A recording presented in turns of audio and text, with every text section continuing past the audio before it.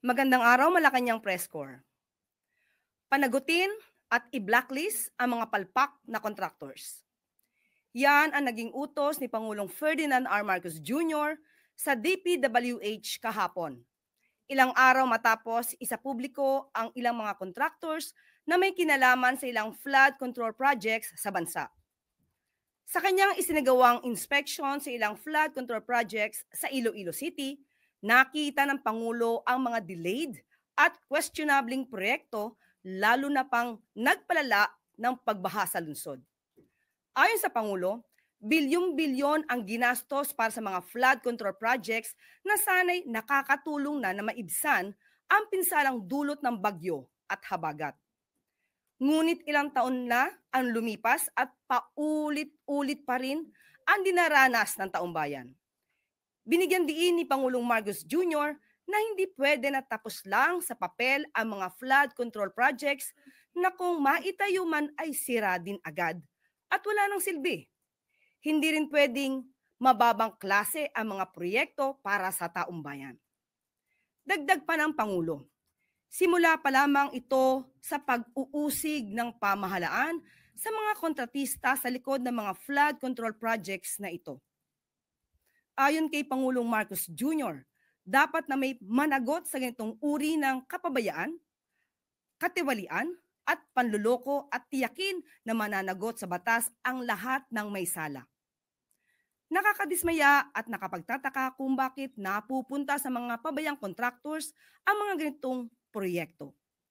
Agad na ipinag-utos ng Pangulo sa DPWH na alamin kung sino ang responsable sa pagkuha ng mga nasabing contractors at pagpaliwanagin kung bakit paulit-ulit na naaawardan ang mga malalaking proyekto ang mga ito.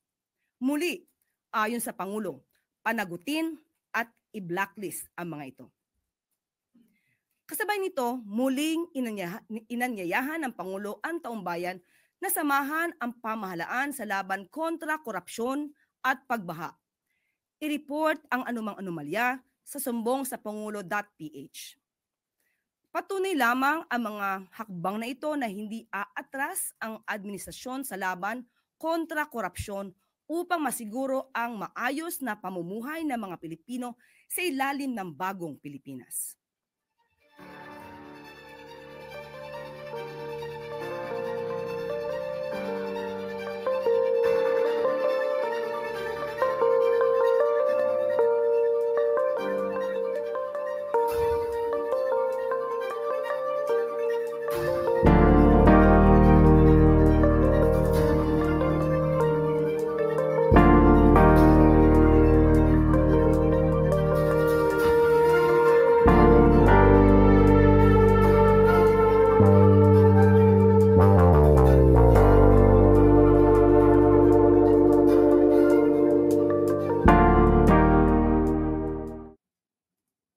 At para mas maraming Pilipino pa ang makinabang sa mura at dekalidad na bigas, makakabili ng 20 pesos kada kilo ng bigas ang mga magsasaka sa 18 warehouses ng NFA sa Central at Northern Luzon. Ito'y para palawakin ang sakop ng programang 20 Bigas Meron Na ni Pangulong Ferdinand R. Marcos Jr. sa buong bansa. Ayon sa Pangulo, nararapat lang na makinabang din ang mga magsasaka sa abot-kayang pagkain lalo na't sila ang nagpapakain sa taumbayan. Qualified ang lahat ng mga farmers na nagsasaka ng 2 hectares or less sa ilalim ng Registry System for Basic Agriculture or RSBSA ng Department of Agriculture. Makakabili ang mga magsasaka ng hanggang 10 kilo kada buwan o aabot sa 50 kilos mula Agosto hanggang Disyembre ngayong taon. Ayon sa datos ng RSBSA, nasa 5 million farmers and farm workers ang pwede nang mag-qualify sa program na naglalayong pag-aanin ang pasanin ng mga magsasaka. Ayon din kay Agriculture Secretary Francisco Tio Laurel, mas palalawakin pa ang programa para maisali ang 2.8 million RSBSA registered fishermen sa iba't ibang bahagi ng bansa. Nagbigay naman ng utos si Pangulong Marcos Jr. sa Department of Agriculture na palawakin pa ang programa upang umabot sa 15 million Filipino families o 60 million Filipinos ang mapagbilhan nito sa 2026. Ipinag-utos rin ng Pangulo sa ahensya na siguruhing tuloy-tuloy ang rollout ng murang bigas hanggang sa pagtatapos ng kanyang termino sa 2028. Dahil abot kaya na ang dekalidad na bigas sa buong Pilipinas, mas magiging maganda ang buhay.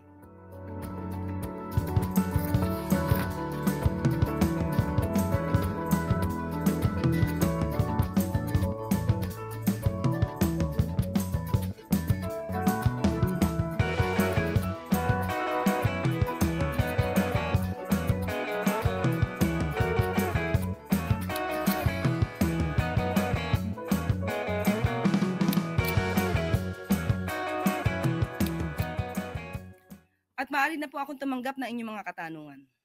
Unang tanong mula kay Alvin Baltasar, Radyo Pilipinas. Yusek, magandang umaga po. Yusek, in an interview kay Baguio City Mayor Benjamin Magalong, nagre-recommend siya kay Pangulong Marcos na magkaroon ng lead investigator para siyasatin yung flood control projects. Open po ba dito si Pangulo since parang maraming nalalamang impormasyon si Mayor Magalong tungkol dito?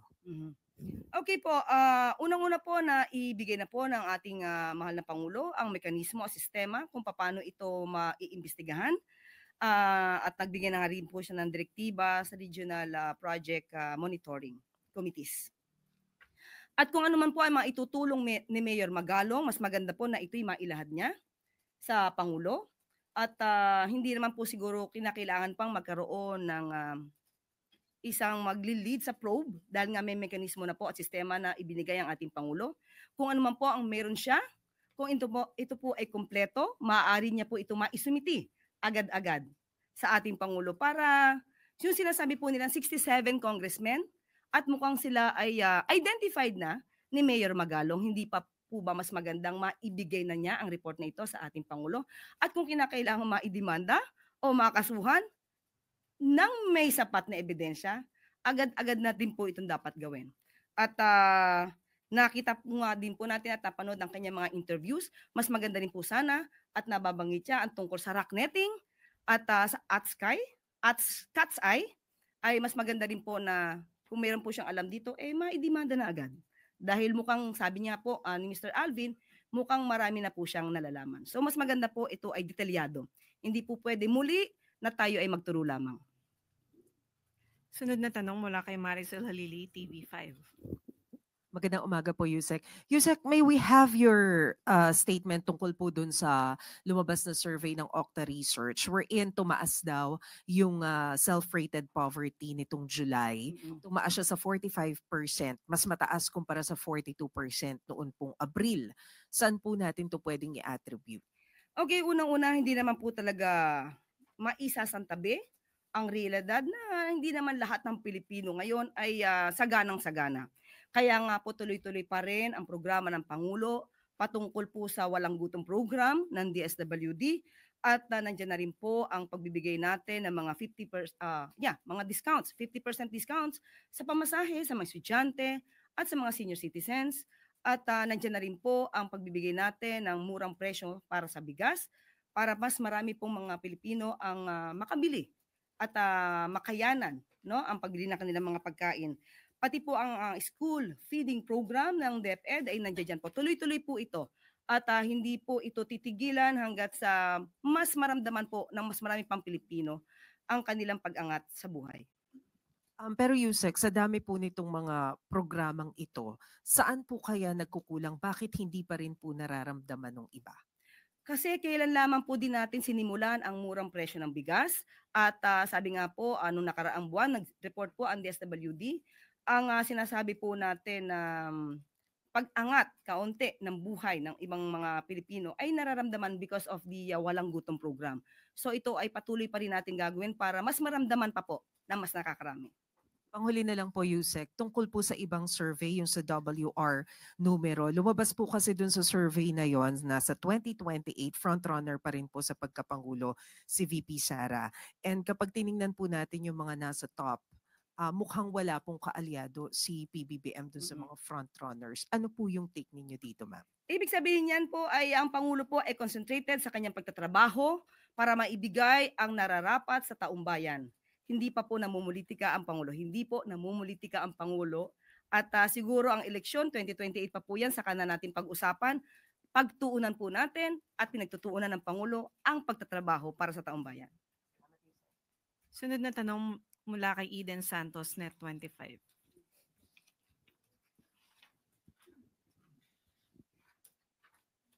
Yusek, good morning po. Regarding po dun sa GSIS investment, since na laman na rin po ito ng Pangulo, although sabi niya wala siyang alam doon, meron na po bang aksyon na ginagawa ang Pangulo para po mas maimbestigahan pa ito o malaman pa po ito at ano yung kanyang gagawin, bagaman na suspendido na rin naman po for a while yung nangunguna sa GSIS, si President Veloso. Sabi po ni Senator Risa Hontiveros ay hindi po ito katanggap-tanggap na yung pera ng taong bayan ay gagamitin po sa sugal or invest po sa sugal. Kanina lamang po ay tinanong natin ang opinion dito. At ang ayon sa Pangulo ay inaaral pa po ito na mas malaliman. Most probably by next week at meron po tayong mabibigay na update patungkol po dyan. Thank you po. Sunod na tanong mula kay Let Narciso, DZRH. Good morning, Yusek. May mga transport grupo na naghain ng petisyon sa LTFRB para sa pisong dagdag pasahe sa jeepney. Paano babalansehin ng administrasyon yung kagustuhan ng Pangulo na maibsan yung gastusin ng ating mga kababayan, lalo na yung commuter, doon naman sa pag-aray ng mga driver at operator sa mahal na presyo ng langis? Totoo po yan, pero ang direktiba po ng Pangulo, ito po ay aralin dahil marami pong maaapektuhan dito. Hindi lamang po ang DOTR ang siyang mag-decide dito, kundi po ang buong economic team para po malaman natin kung kakayanin din po ng ating taong bayan ang dagdag pamasahe. Muli magkakaroon naman po ito ng consultation at mga public hearings para po mas maging balanse for both, no, or among the parties. Kasama na po yung PUV operators, drivers, pati po yung mga commuters.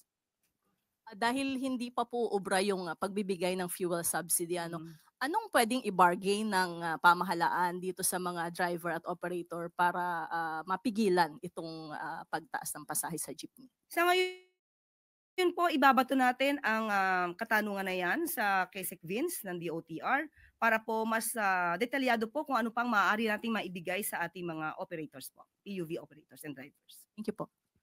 Sunod, Maricar Sargan, Brigada. Good morning po, Yusek. Regarding naman po ito dun sa mga insidente at saka po sa mga ilang krimen na kinasasangkutan po ng students and teachers na yung iba po nangyari pa sa loob and malapit sa eskwelahan. Maliban po doon sa mga ginagawa ng aksyon ng agency, ng DILG and ng DepEd, may specific na instruction po ba or directive si Pangulong Marcos and nakarating po ba ito sa kaalaman ng Pangulo? Aware po ba siya? Opo, inutusan na po ng Pangulong Marcos ang DepEd, DILG, PNP para po maisagawa ang masusing pag-iimbestiga patungkol po dito. Pati po ang DSWD ay tutulong po na makita at mamonitor kung ang child protection policy ng DepEd ay naisasagawa po sa bawat eskwelahan. So muli, kailangan po talagang maimbestigahan ganito, lalo po may mga minor de edad na nasasangkot po dito at nagiging issue na po talaga yung mental health sa mga kabataan. So hindi po ito tutulugan at aaksyonan po ng mga concerned agencies. Agad-agad din po. Sunod, Ian Cruz, GMA 7. Good morning, Yusek. Yusek, yung binanggit mo kanina, 15 contractors yung binanggit ni Pangulo and kasama sa na-include doon yung SunWest na naka-receive siya ng large share, 10 billion worth ng 78 na flood control projects. Pero na-involved na po siya dati or na-link na doon sa mga controversies na na-flag po ng COA, na-flag na rin po ng Senado yan. So ano po ang gagawin dyan ng palasyo para hindi na po mabibigyan ng malalaking proyekto itong mga sinasabi nga na nasasangkot sa mga kontrobersya and may ilalabas po ba na executive order ang Pangulo para once and for all may guidelines talaga para hindi na po may include nga itong mga nasasama sa mga kontrobersiya?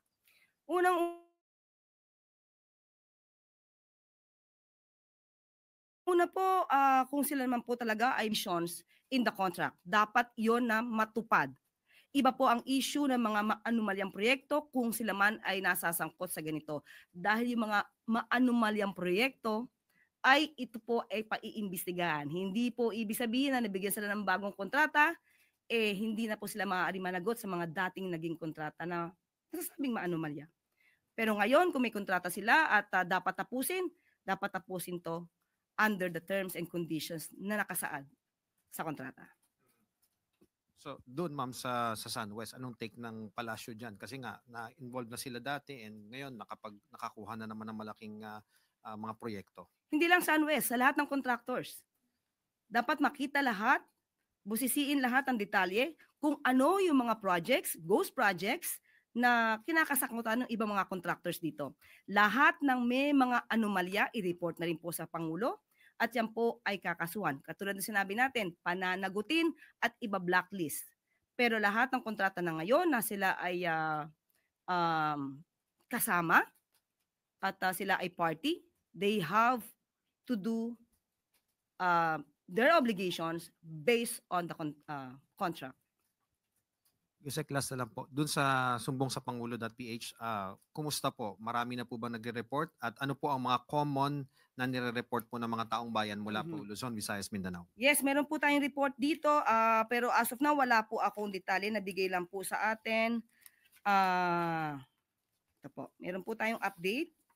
Sumbong sa Pangulo update. Meron na po tayo lumalabas as of August 11 to 13, 2025. May 84,892 total views. May 1,148 reports at may 823 feedbacks. Meron po tayo rito sa analytics at maaari ko po siguro sa inyo itong maibigay. Maya-maya lamang po. Hindi pala makita saan. Maya-maya lamang po. Ibibigay ko sa inyo. Sunod na tanong mula kay Sam Medenilla, Business Mirror. Good morning, ma'am. Tatanong lang po na, what is the position and preparations of the Marcos administration on the pending bill in the US which aims to restrict its call center jobs from being outsourced abroad? Pending bill pa naman siya. So, patapusin muna natin kung anong gagawin ng US dyan. I-verify lang po namin. Bali na mention po kasi ni na former Congressman Joey Salceda na nag-submit na raw po sila ng recommendation sa Malacanang regarding doon sa issue. Na-receive na po ba ito ng Malacanang? Sa ngayon wala pa ako, as of now, as we speak, wala pa po tayo hindi pa po tayo nabibigyan ng anumang impormasyon patungkol po dyan. At maya-maya lamang po ay maaari nating itanong ito sa Office of the President. At kung mayroon man pong update, ibibigay ko po agad sa inyo. Yes na lang po. Ma'am, may update na rin po ba tayo dun sa Konektadong Pinoy Bill? If meron na pong decision. Naibigay na po at nire-review ngayon ng Pangulo. Thank you po, ma'am. Sunod, Christian Bascones, PRTV. Yusek, Yes, sir. pinirmahan ni Pangulo yung batas patungkol sa pag-postpone ng BSKE. Your thoughts coming from the palace po? Well, nagsalita na rin po dito ang Pangulo at kinakailangan po daw na talaga ma-postpone at dahil po halos nasabay po to sa BARM elections. So, bibigyan po daan ang BARM elections para po mas magkaroon po ng successful results itong BARM elections. At masyado po mapupuno talaga ang trabaho ng COMELEC kung pagsasabayin pa po ang barangay election sa December. Sunod, Tristan Nadalo, Newswatch Plus. Hi, good morning, Yusek.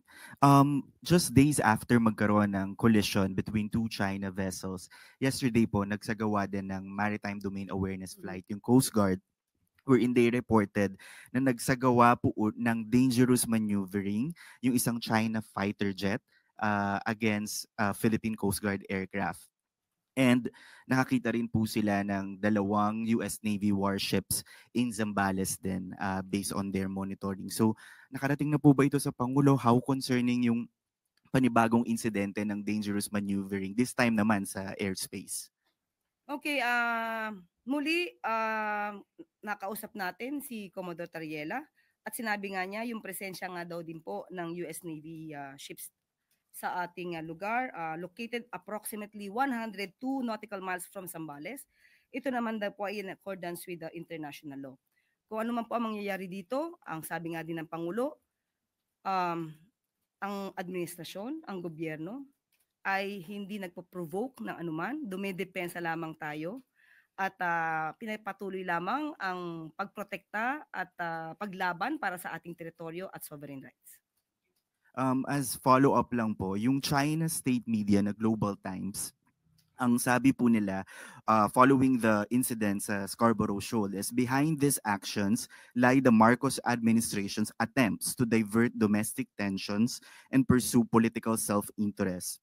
Manila scheme to cement its legal claims in South China Sea. Furthermore, sa bandang dulo po, sabi nila, if the Philippines persists its provocation, it will surely inevitably face more targeted countermeasures from China. Your comment po. Yan po ang kanilang naratibo. Pero muli, uulitin ko lamang ang sinabi ng Pangulo, tayo ay hindi aatras sa laban, pero hindi po tayo nagpo-provoke. We are not waging any war against any country. Tayo ay dumedepensa lamang para sa ating karapatan. Matatandaan, mayroon naman pong arbitral ruling kung saan talagang nakapaloob doon ano ang karapatan natin sa West Philippine Sea. At yon ay dokumentado. So muli, ang Pangulo at ang administrasyon ay hindi po aatras sa laban dahil naniniwala ang Pangulo na ang bawat Pilipino ay matapang. Tuesday, New DZWD. Good morning, ma'am. Matagal-tagal na rin po na nakapag-anunsyo ang Malacanang noong mga opisyal ng gobyerno na tinanggal ni Presidente o pinalitan o inilipat sa pwesto. May inaasahan po ba tayo na at ang publiko na panibagong anunsyo ng balasahan sa o mga sinibak sa pwesto, lalo na at si Pangulong Marcos na mismo ang nakakita ng ilang flood control projects na sabi niya nga po ay palpak. Naniningil na po kasi ang taong bayan. Puro contractors daw po ang naririnig nila na pinaiimbestigahan, pero wala ni isang pangalan galing sa DPWH ang nababanggit na obviously, sabi ng iba ay mayroon namang nakikitaan ng pananagutan sa ganitong mga maanumalyang proyekto. Ito nga po, kalulunsad lamang po ng Pangulo ang sumbong sa pangulo.ph website at doon lamang po nagkaroon ng inisyal na investigasyon. So, kung Lunes lamang po, ngayon pa lamang po tayo kumakalap ng mga reports, hindi naman po kaagad-agad dapat magsibak ang Pangulo kung wala naman pong ebidensya. Ulitin po natin, mahirap po yung tinatawag ng witch hunt na dahil nasabi lang na palpak ang lahat or halos ng ibang mga proyekto patungkol sa flood control, ay magsisibak na po ang Pangulo ng mga tauhan mula sa DPWH. Alamin po natin kung ano ang kanilang mga responsibilidad, kung ano man ang naging kanilang mga negligence, at kung makikita po ng Pangulo agad-agad dito, hindi naman po mag-aatubili na sila ay sibakin sa pwesto. Ito po bang investigation, nagbigay po ba ang timeline ang Pangulo kung kailan niya gustong makita yung resulta para makapag-desisyon kung sino ang dapat na mga makasuhan o hindi? Walang timeline. Ang sabi po, agad-agad. Mabilisan ang pag-iimbestiga rito. Lahat na makakalap niyong dokumento, lahat na makakalap ninyong mga facts, data, ibigay na agad sa Pangulo. Katulad ng sinasabi nga ni Mayor Magalong, ibigay niyo na yung pangalan ng 67 congressmen. Para kung kinakailangan makasuhan, kasuhan na po. Wag lang puro sa interview. Kailangan malaman natin kung sino mga yan. Sunod, Ann Soberano, Bombo Radyo. Yusek, good morning. Sinabi kahapon ni Budget Secretary Amena Pangandama na talagang pinaghirapan po ni Pangulong Ferdinand Marcos Jr. ang pagbuo sa 2026 proposed national budget at talagang hands-on siya sa mga budget call sa mga iba't ibang ahensya. Yusek, tanong ko lang, may ibinigay po ba na dahilan ang Pangulong Marcos kung bakit hindi binigyan ng budget ang AKAP para sa 2026? Dahil ang Tupad program po ay may 11 billion. at nagbigay din siya ng 2.2 billion para doon sa DOLE. So may paliwanag po ba ang Pangulo? Okay, nakausap din po natin ang DBM at malaki po kasi ang budget masyado sa AKAP. At out of 27 billion allocation for 2025, 13 billion pa lang ang nagagamit ng DSWD. So may natitira pa pong 13B na pwedeng nilang gamitin until the end of 2026. So ang DBM din po ay naka-receive ng almost 10 trillion budget proposals for the agencies. So kinakailangan lamang pong i-prioritize ang dapat na ma-prioritize na agency. So most probably yun po yung dahilan. Thank you, Yusek. Sunod mula kay Daryl Isguera, Philippine News Agency. Good morning, Yusek. Ma'am, reaction lang po from the palace. Sabi ng camp ni BP Sara, handa silang sagutin yung allegations against her sa proper forum. Sabi nila, according to the COA notices na nakukuha nila ay wala naman daw corruption or binulsang pera, kundi meron lang kulang sa proper documentation. Ano po ang stand ng palace dito, especially that the President has doubled down on his crackdown against questionable government transactions? Yes, oo. Nadinig po natin ang panayam ng spokesperson, right? Yeah. Spokesperson POA. Tony Powa. Nadinig po natin ang kanyang sinabi sa panayam. Tandaan po natin, nagkaroon na po ng notice of disallowance. At pag sinabi po natin notice of disallowance, hindi lamang ito basta-basta kulang sa dokumento. Nagsasabi ito ng maaaring mayroong mga irregular, excessive, at questionable spendings, no? Sa paggasto. So there's a presumption of misuse of funds. So mas maganda na rin po siguro na matanong si Atty. Powa dahil siya naman din po ang umamin tungkol sa 15 million pesos na walang resibo at the time. Ito po ay kanya rin dinalita or sinabi bilang resource person sa hearing sa House of Representatives kung saan ang 15 million pesos na confidential funds ng DepEd ay nagamit at kumuha lamang sila ng mga certificates para sa Youth Leadership Summit. Pero ito po ay namin na hindi po ito ginastusan ng DepEd. So lumalabas lamang po na yung mga certificates na ginamit ni Atty. Powa para maibigay sa COA ay lumalabas na to cover up or panakip butas para maipakita may ginastos na 15 million. Siguro mas maganda po mismo manggaling kay Atty. Powa kung ano na nangyari doon sa 15 million na ginamitan lang nila ng certificates from the AFP na hindi naman ginastosan ng DepEd Confi funds. Sunod Dexter Cabaza, Inquirer. Good morning po, Yusek. Mag-ask lang po ng reaction about sa confidential intelligence funds. Per Sec Mina, ang sabi po niya, the Office of the President proposed 4.5 billion in CIF, which is almost half of the 10.77 billion ng total CIF under the 2026 SNEP. So the watchdogs now are asking kung bakit daw po kailangan ng OP ng ganito kalaking halaga ng CIF when the OP is not an intelligence agency. Okay, tandaan po natin, ito naman din po ay nanggaling sa DBM, that the President is the Commander-in-Chief and the Chief Architect of National Policy or National Security and Foreign Policy. At kinakailangan po ng pondo ng Pangulo. Ang tandaan po natin, ang confidential funds o ang pera ay hindi naman masama kung ginagamit sa tama. Ang confidential funds or pondo ay nagiging masama kung ginagamit ng isang korap. Yun lang naman po. Follow-up lang po, reaction lang po sa sinabi po ni former Finance Yusek Shelo Magno. Sabi po niya, and I quote, walang moral ascendancy si Marcos kay Sara Duterte kung patuloy din siyang manghihingi ng confidential funds sa kabila ng katotohanang nakukurakot lang ito. Yun, katulad ng sinabi ko, muli, ang Pangulo po ay Commander-in-Chief. At kung walang sinasabing moral ascendancy, tandaan natin kung tama naman po ang pag-report at ginamit sa tama, hindi po ito magiging questionable.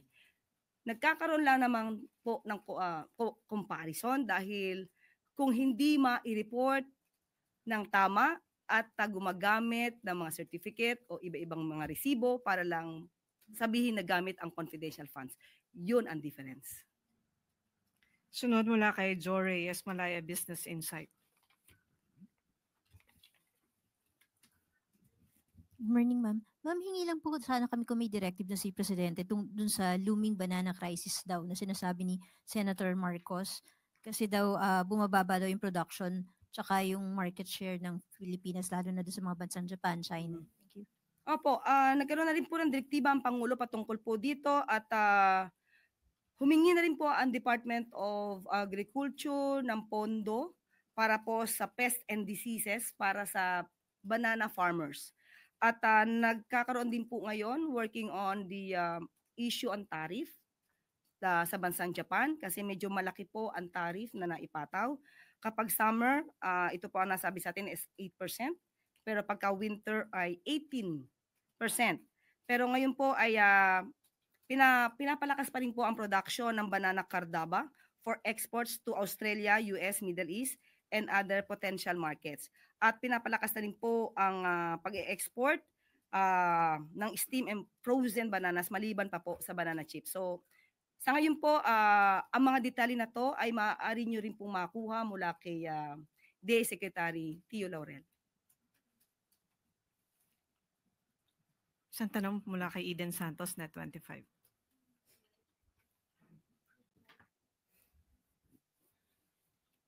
Yusek, sa budget pa rin po, humiling po ang Office of the President ng more than 1 billion pesos para sa kanyang local and foreign trips. Medyo tumaas po ito compared sa ngayong taon na ito. At saka po yung 17 billion para sa nalalapit na pag-host ng Pilipinas sa ating ASEAN. Pwede po ba nating ipaliwanag lang bakit humiling tayo ng karagdagang budget para sa foreign and local trips at saka po yung 17 billion para sa ASEAN po? Malaki po ang magagastos po talaga. Dahil po tayo yung magiging host sa ASEAN Summit. So, expected po yan dahil kailangan po talaga natin paghandaan ito. Hindi po biro ang gasto sa pag-host. At sa mga local and foreign trips, makikita po natin talaga ang Pangulo ay madalas na lumalabas para tignan ang seguridad, ang pagmomonitor din po kung ano nangyayari sa lugar natin po. Kung may baha, kung may kalamidad. So kinakailangan din po yan at nakikita din po nyo ang kadalasang pagbiyahe ng Pangulo dahil hinihikayat niya ang ibang mga bansa na mag-invest para sa atin dito sa bansa natin. Maricel Lili, TV5. Yusek, quick follow-up lang po dun sa question kanina ni Maricar about dun sa mga cases ng minor de edad.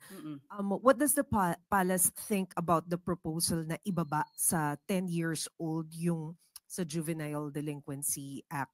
Yung mga pwedeng parusahan. Acting with discernment? Yes. Okay. Sa ngayon wala po tayo, hindi ko po nakausap ang Pangulo patungkol po dyan. Pero tandaan natin, even before, kung di tayo nagkakamali, ang revised penal code naman, 9 below, ang exempted, no? Na makasuhan. Acting with discernment ay maaari naman po talagang makasuhan. Pero yun lang yung aking pagkakatanda. Medyo matagal na po kasi yung revised penal code pagdating sa edad. Dahil ngayon po, 15 below ay hindi nakakasuhan. So ngayon po wala pa pong pag-usapan patungkol po dyan. Salamat, Yusek. Panghuli na lang daw po, si Jean Mangalos, philstar.com. Hi, one quick follow-up on Tristan's question. How do we plan to de-escalate the situation in the West Philippine Sea? Muli natanong ito nung Lunes, wala pong ibang instruction ng Pangulo, kundi magtuloy-tuloy lamang po ang pagprotekta sa ating karapatan at sa ating teritoryo. Sa ngayon, wala pa pong naibibigay na anumang instruction ang Pangulo. Muli, yun pa rin. Patuloy lamang po tayo sa ating pagprotekta sa ating teritoryo, pati po sa ating mga mangingisda. At bago tayo magtapos, upang palakasin pa ang judiciary bilang independent and co-equal branch ng pamahalaan sa pamamagitan ng pag-institutionalize ng fiscal autonomy nito, ninagdaan ni Pangulong Ferdinand R. Marcos Jr. ngayong araw ang Republic Act 12233 o an act defining the scope and extent of the fiscal autonomy of the judicial branch of the government and for other purposes. Layunin din ng batas na ma-promote mas epektibo at mas mabilis na administration of justice sa bansa at mabigyan ng kapangyarihan ang judiciary na i-exercise ang constitutional autonomy nito. Naroon din sa seremonya sina dating Pangulong at ngayon Pampanga 2nd District Representative Gloria Macapagal Arroyo, Senate President Cheese Escudero, House Speaker Martin Romualdez, at iba pang mga opisyal ng hudikatura at lehislatibo. Sa kanyang talumpati, binigyan diin ni Pangulong Marcos Jr. na ang bagong lagdang batas ay para sa taumbayan at binigyang pansin ang commitment ng executive branch na makipag-ugnayan sa judiciary bilang co-equal branch ng pamahalaan. Makakaasa din ang judiciary sa Marcos administration sa patuloy na pagrespeto sa autonomy at authority ng Supreme Court sa constitutional duty nito. Sa bagong Pilipinas, binigyan diin ni Pangulong Marcos Jr. na mapapanatili ang karapatan ng taumbayan at ang bawat isa ay kayang mamuhay ng payapa na may dignidad at dangal. Ang batas na ito ay para sa taumbayan. Kapag may sapat na pondo at malinaw na patakaran sa paggamit nito, magagawa ng hudikatura ng mas mabuti ang kanilang sinumpang tungkulin. Ang bawat kasong nakahain sa mga korte ay mapapakinggan at madidesisyonan ng walang takot at walang alinlangan. Kaakibat nito, matutugunan ng hukuman ang hinaing ng taong bayan na dumudulog sa kanila at matutulungan silang isulong ang kanilang mga karapatan. Mabibigyan din sila ng pagkakataon makamtan ang kalayaan, kapayapaan at hustisya. At dito na po nagtatapos ang ating press briefing. Magandang araw para sa bagong Pilipinas.